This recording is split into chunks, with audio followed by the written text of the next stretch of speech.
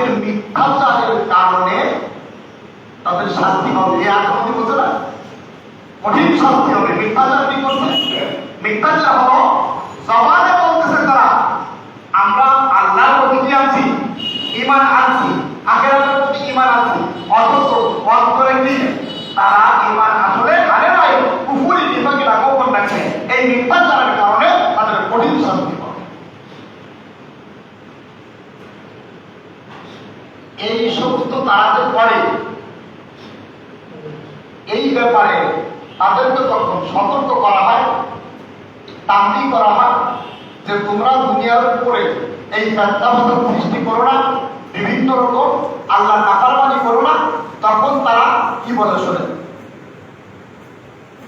ওয়াইদা কিলা লাহুম লা তুফসিদু ফিল আরদি ক্বালু ইন্নামা নাহনু মুসলিহুন।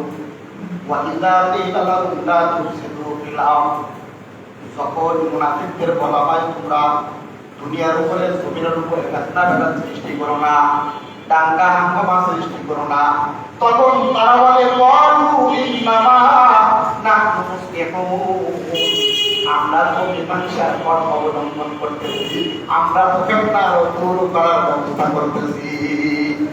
আল্লাহর পক্ষ থেকে তাদের